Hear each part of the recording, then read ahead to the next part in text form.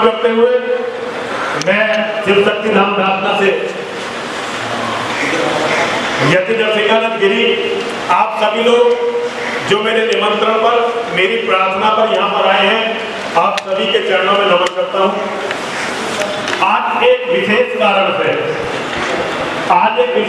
से मैंने जो है ये मीटिंग बुलाने का साहस किया। बहुत दिनों से मैं कोई मीटिंग बुला नहीं रहा था। आज एक विशेष लक्ष्य है मेरा। बहुत बुरी तरह से लोग जो है हिंदू राष्ट्र चिल्ला रहे हैं। आज जहां देखो हिंदू राष्ट्र की बात चल रही है। ये मैं पूरी जिम्मेदारी के साथ आपको बताना चाहता हूं, हिंदू राष्ट्र बनने की संभावना मां और महादेव की शपथ लेकर कह रहा हूं, जो आज की परिस्थिति चल रही है ना, उसमें हिंदू राष्ट्र बनने की कहीं से कहीं तक कोई संभावना नहीं है। हम बहुत तेजी से इस्लामिक राष्ट्र बनने की ओर जा रहे हैं। 2029 में भारत का प्रधानमंत्री मुसलमान होगा, केवल 2029 में। और एक बार भारत का प्रधानमंत्री मुसलमान हुआ, बहुत ज्यादा करके आप रोक लोगे तो ये 34 तक रोक लोगे। इससे ज्यादा आप रोक नहीं सकते। आपके घरों में बच्चे ही नहीं है, आपके घरों में बच्चे नहीं है, दिमाग में गोबर भरा हुआ है। भैया शब्द मेरे थोड़े कठिन हैं और अपमानजनक आपको लग सकते हैं, लेकिन जिन परिस्थितियों में मैं घिरा हुआ हूँ उसमें मैं बिल्कुल सही कह रहा हूँ। आपके दिमाग में भैया जो जवान लोग ऊपर बैठे हैं वो नीचे बैठे हैं। ऊपर केवल वो लोग बैठे जिनके घुटनों में ग्रीस नहीं है। जो बूढ़े हैं मजबूरी में ऊपर बैठे, जो लोग बैठ सकते हैं पलौती मार के नीचे बैठे। हिंदू पहले ये तो सीखे जिन लोगों को बैठने में दिक्कत है केवल वही लोग ऊपर बैठेंगे, बाकी जो बैठ सकते हैं वो नीचे बैठे। नीचे बैठना कोई अपमानजनक बात नहीं है। धरती में जो जुड़ा रहेगा वो गिरेगा नहीं। तो भैया आज हमें जो शुरू करना है वो ये शुरू करना है कि हम हिंदू के लिए रोजा सीखें। आज हमारा एक विशेष हमारा एक ट्रेंड है। अगर अभी एक हिमाचल प्रदेश में घटना हुई चंबा में, वहां एक हिंदू को आज लोगों काट दिया गया, तो आज सारा सोशल मीडिया पर उसकी चर्चा हो रही है।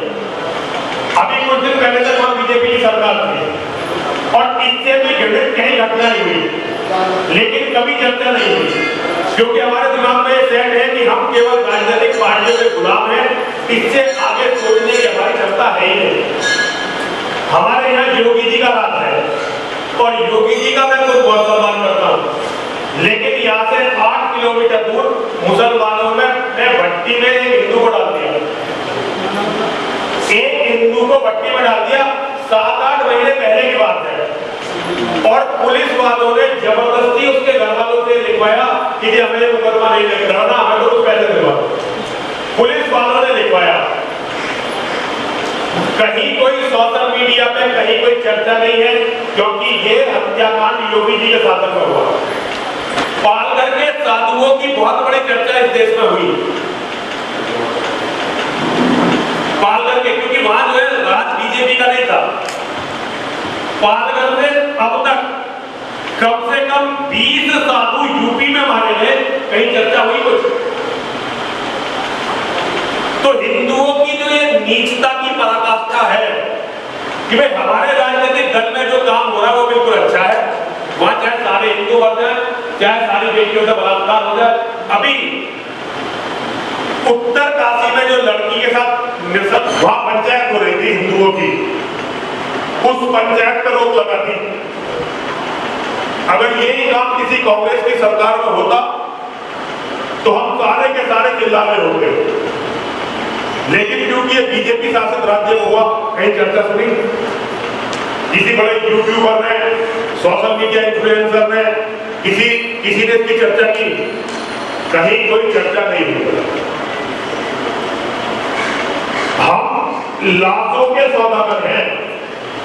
हम अपने लोगों की लाशों पर इतनी गंदी राजनीति करते हैं, इतनी बुरी तरह राजनीति करते हैं कि एक दिन हमारी इससे भी बुरी मौत होनी तय है। धर्म के गद्दार हम, अपने परिवार के गद्दार हम, अपनी धरती के गद्दार हम, हर तरह के गद्दार हैं।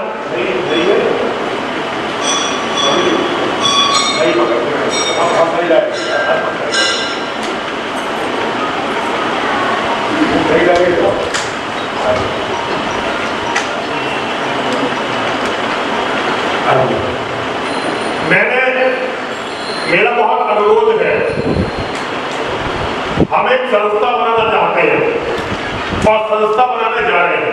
हमारी संस्था में कोई आए तो उसका बहुत स्वागत है और कोई ना आए तो ये और भी अच्छी बात है, क्योंकि संस्था में जितने लोग होते हैं उनकी जिम्मेदारी ज्यादा होती है। और मैं संस्था को धरती के लिए नहीं बना रहा हूँ, मैं संस्था इसलिए बना रहा हूँ कि हर हिंदू के लिए रोया जाए।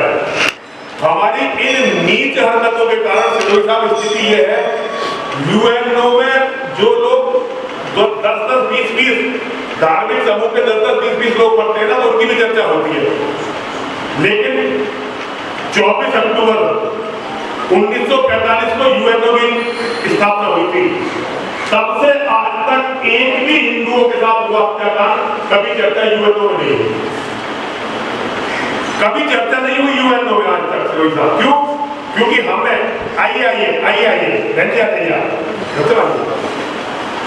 आज तक कभी चर्चा नहीं हुई, क्योंकि हम लोगों ने केवल राजनीति के हिसाब से आवाज उठाई। और जहां हमारे लोगों की सरकार बन गई, फिर हमने ये मान लिया कि अब तो सरकार बन गया, भाई सिद्ध रहो, कोई दिक्कत की बात नहीं है। तो जो लोग अपने दिमाग से राजनीति को निकाल सके और जो लोग हर हिंदू के लिए रो सके, ऐसे हिंदुओं के साथ मिलकर मैं एक संस्था बनाना चाहता हूं, जिस संस्था का नाम होगा हिंदू बचाओ मोर्चा। हिंदू बचाओ मोर्चा ऐसे लोगों की संस्था जो लोग राजनीति से ऊपर उठकर अपने मन में राजनीति न रखे, जो हारा है, जो जीत रहा है, उसके अपने काम है। भाई हमारा काम है हम हिंदू के लिए लड़े, और जो लोग राजनीति करना चाहते हैं भैया वो हमारी संस्था में रहे अलग। पता चला हमारी संस्था में भी आके लोग मैसेज भेज रहे हैं, भैया मोदी जी को जिताओ। ये कहने की बजाय हिंदू को बचाओ, लोग कह रहे हैं मोदी जी को जिताओ, क्योंकि अब लास्ट टाइम है, बेचारे मोदी जी ने 10 साल में कम करा, अब वो और 5 साल में चाहिए करने के लिए। हालांकि आएंगे तो मोदी जी, जीतेंगे तो मोदी जी, इसमें तो कोई शक नहीं है। लेकिन भाई 5 साल में और क्योंकि यही समय है हिंदू के पास, तो कुछ लोग तो आर्थिक रूप से मजबूत हो जाए, ताकि वो छाती में रख के इस पैसे को भगवान के पास जाए। तो हो सकता है सबके लिए 1-2 करोड़ स्वर्ग में, नरक में, स्वर्ग में तो खैर हिंदू के जाने का चांस है, नरक में कोई हो सकता प्लॉट हिंदुओं के लिए खरीद ले। तो हम केवल राजनीति का ईंधन न बने, जो लोग राजनीति से हटके सनातन धर्म और हिंदुओं के लिए लड़ना चाहते हो और उसे दंगा ना बनाना चाहते हो। हमने पहले संस्था बनाई हिंदू गवर्नमेंट, और भैया हमारी संस्था, हमारे नाम से संस्था बनी, और भैया ऐसे ऐसे धंधे शुरू हुए, जगह हर जगह सोशल मीडिया पूरा, अरे हमें इसके लिए पैसे दे दो, इसके लिए पैसे दे दो। ये हिंदू की स्थिति है।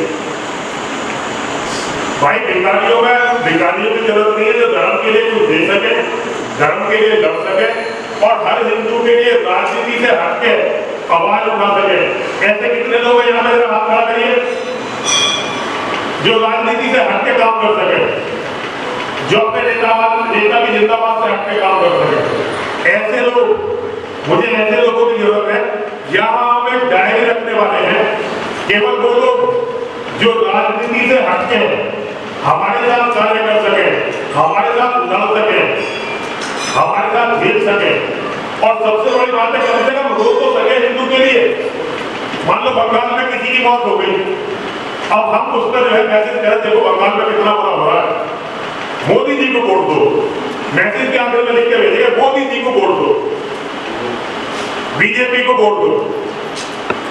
ये पूछने की जगह में केंद्र के गृह मंत्री तुम हो, तुम्हारी जिम्मेदारी पूरा देश है, तुम वहां कर क्या रहे हो?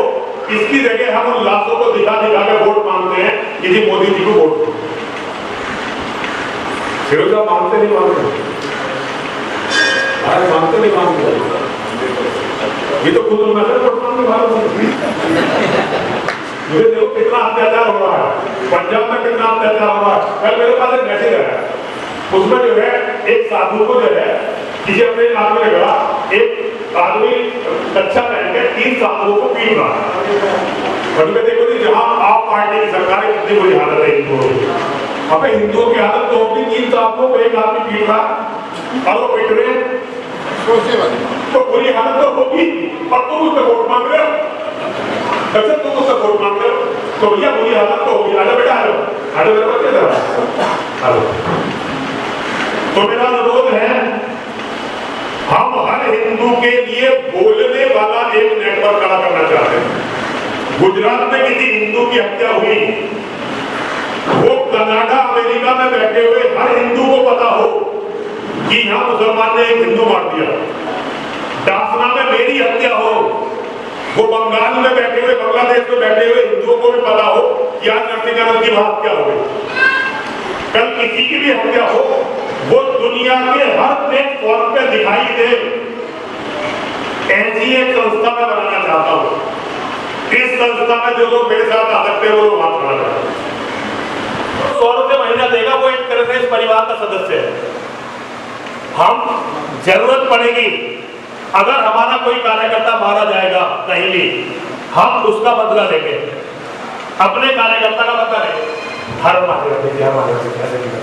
अपने कार्यकर्ता का हर कीमत पर बदला लेंगे। और अगर हमारा कार्यकर्ता मारा गया,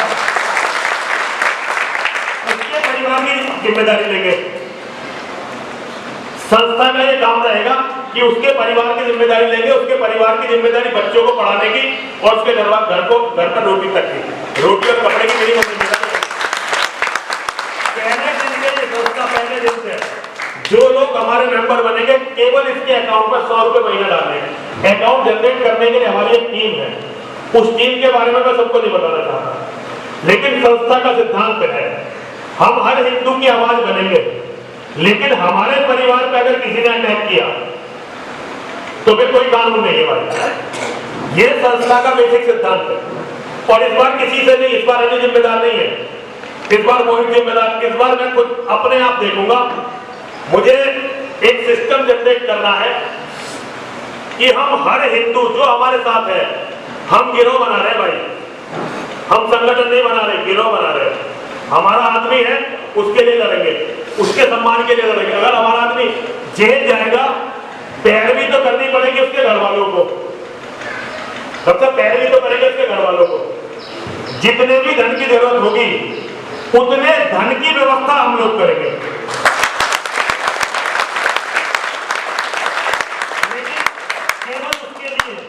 केवल उसके लिए जो हमारे गिरोह का सदस्य है। जो हमारे गिरोह का सदस्य नहीं है, उसके साथ अगर गलत हो गया, उसकी हत्या हो गई, तो हम आवाज उठाएंगे। ये हमारे गिरोह का बेसिक नियम है। अगर हमारे गिरोह के व्यक्ति का देवादिदेव भगवान महादेव शिव भी उसके सामने खड़े हैं, जो हमारे सब कुछ है, तो हम अपने गिरोह के लिए लड़ेंगे, भगवान के लिए नहीं लड़ेंगे।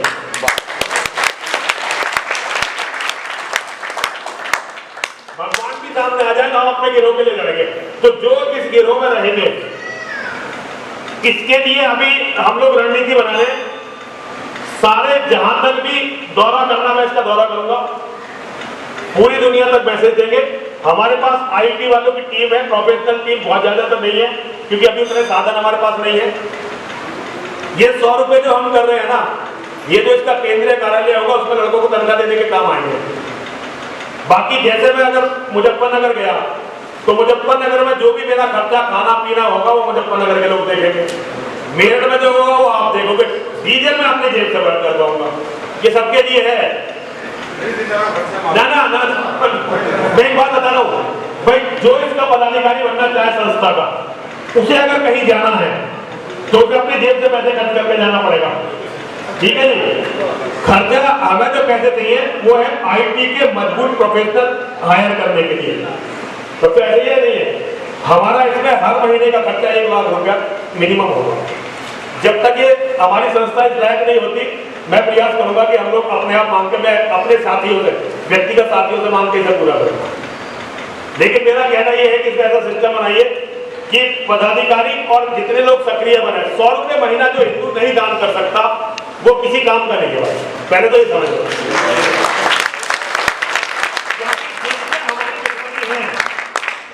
उनमें छोटे से छोटा बच्चा भी दान करता है, छोटे से छोटा बच्चा भी दान करता है, और उनका जो दान है ना, इसी के कारण वो इतने मजबूत है। तो मंदिरों में दान करना एक अलग बात है, हमारा भी मंदिर है, ये भी आपके दान से चलता है। लेकिन संगठन जो है संगठन को संगठन की तरह से चलाना है और संगठन को संगठन की तरह से मजबूत करना है। तो हिंदू बचाओ मोर्चा में केवल किसी से ज्यादा नहीं, किसी से तो 101 रुपए नहीं और किसी से 99 रुपए नहीं, जो 100 रुपए इसके अकाउंट में डालेगा हर महीने वो हमारा सक्रिय सदस्य है, वो हमारा परिवार है। और वो किसी हिंदू से लड़के आ गया, किसी हिंदू ने उसका कत्ल कर दिया तो भाई मुकदमा देखेंगे उसके परिवार वाले, उसके हम जिम्मेदार नहीं, उसकी लड़ाई में शामिल है। हिंदू बचाओ मोर्चा हर उस लड़ाई में शामिल रहेगा जो लड़ाई मुसलमानों से होगी।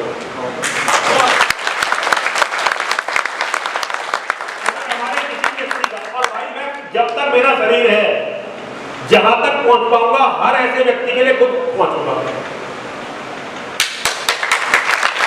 जब अपने किसी व्यक्ति की मदद करने की जरूरत पड़ेगी तो हम सोशल मीडिया पे भी और आप लोगों से सबसे अपने सदस्यों से कहेंगे कि भाई ये आदमी है, हमारे इस आदमी के साथ ये गलत हो गया, इसके लिए पैसे, और वो पैसे डायरेक्ट जाएंगे।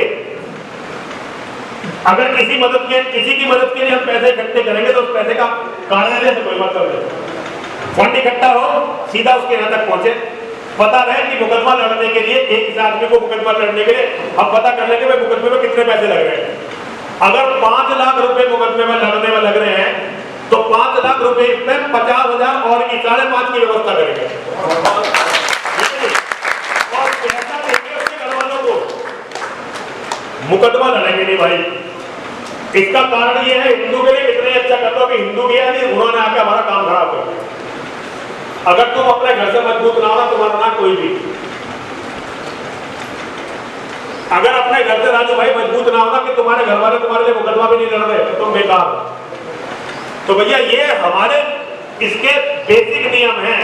हम जब इसकी नियमावली जारी करेंगे ना तो इन बातों को लिख के जारी करेंगे, लिख के जारी करेंगे हम, ये हमारे बेसिक नियम है।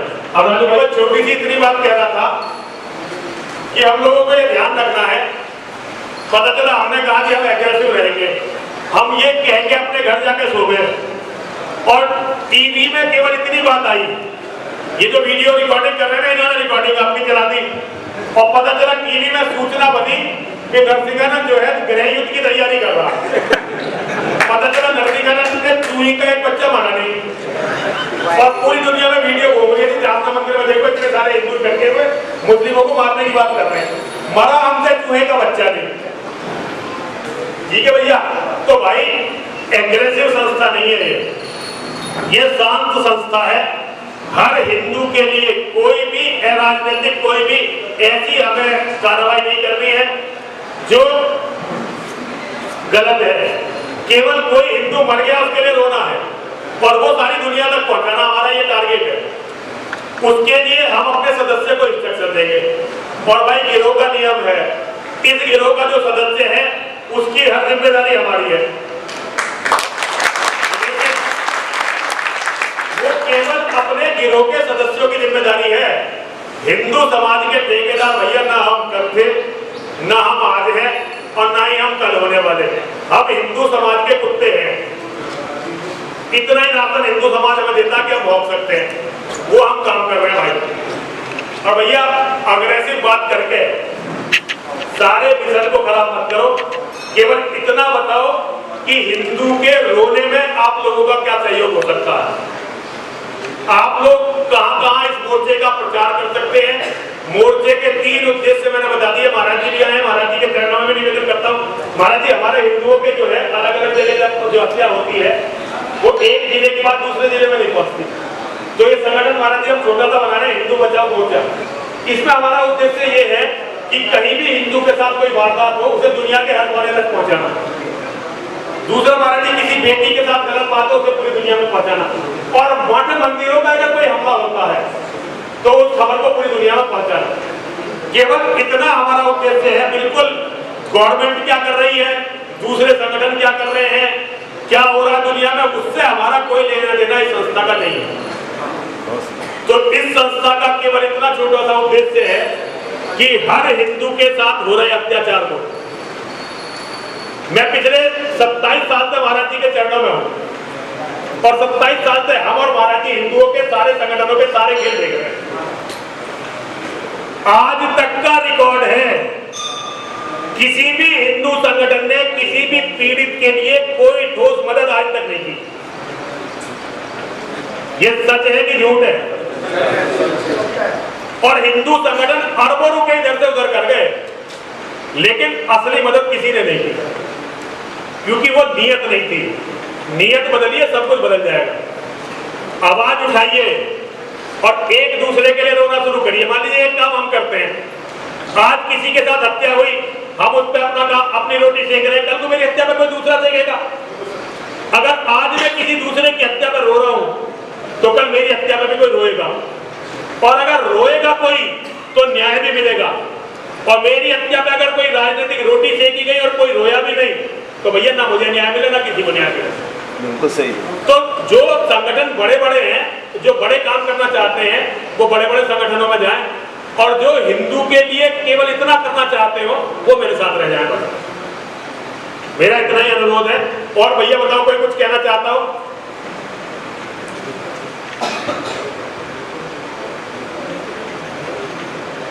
भैया किसी के पास कोई विशेष सुझाव हो इस बात को लेकर?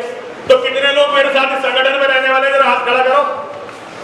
तो सभी लोग अपना नाम, पता और फोन नंबर लिख दो। अब महाराज जी का आशीर्वचन हमारे लिए, और उसके बाद फिर